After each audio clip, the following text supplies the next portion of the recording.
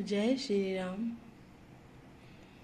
सो तुम जानहु अंतरयामी, पूर्वहु मोर मनोरथ स्वामी। यही अवसर चाहिए परम, शोभा रूप विशाल। जो बिलो की रीझे कुंवरी, तब मैं ले जयमाल। सो तुम जानहु अंतरयामी, पूर्वहु मोर मनोरथ स्वामी। हरिशन मांगो सुंदरताई, हुई है जात गहरू अति भाई। मोरे हित हरि सम नहीं को, यही अवसर सहाय सोई हो। बहुविधि विनय कीन तेहि काला, प्रगट्यो प्रभु कौतुकी विशाला। प्रभु बिलो की मुनि नयन जुड़ाने, हुई है काज ही ये हर्षानी। अति आरती कही कथा सुनाई, करहु कृपा हरि हो सहाई। आपन रूप देहु प्रभु मोहि, आन भांति नहीं पावौ मोहि। जेहि विधि नाथ होई हित मोरा, करहु सुवेगी दास मैं तोरा। निज माया बल देखि विशाला, हिय हसी बोले दीन दयाला। कुपथ मांग रुज व्याकुल रोगी, वैद्य न देहि सुनहु मुनि जोगी। यही विधि हित तुम्हार मैं ठयऊ, कहियस अंतर हित प्रभु भयऊ। माया विवश भये मुनि मूढ़ा, समुझी नहीं हरि गिरा निगूढ़ा। गवने तुरत तहाँ ऋषि आई, जहाँ स्वयंवर भूमि बनाई। निज निज आसन बैठे राजा, बहु बनाव कर सहित समाजा। मुनि मन हरस रूप यति मोरे, मोहित जिया नहीं बारिह न भोरे। मुनि हित कारण कृपा निधाना, दीन कुरूप न जाई बखाना। सो चरित्र लखि काहु न पावा, नारद जानि सबहि सिरुनावा।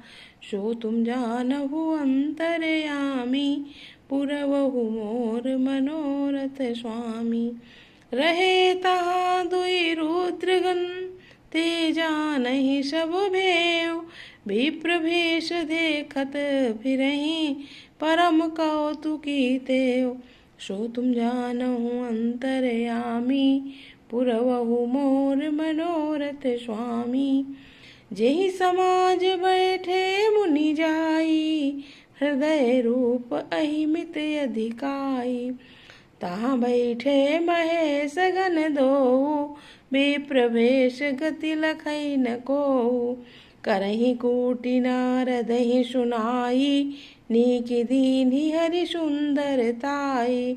रीझई कुंवरी छवि देखी, इन्हि बरिय हरि जानि विषेकी। सो तुम जानहु अंतरयामी, पुरवहु मोर मनोरथ स्वामी। इस प्रकार तो बड़ी भारी शोभा और विशाल सुंदर रूप चाहिए, जिसे देखकर राजकुमारी मुझ पर रीझ जाए और तब जयमाला मेरे गले में डाल दे। नारद जी कह रहे हैं, एक काम करो भगवान, सुंदरता मांगू, पर भाई उनके पास जाने में बहुत देर हो जाएगी, किंतु श्री हरि के समान मेरा हित भी कोई नहीं है। इसीलिए इस समय वे ही मेरे सहायक हों।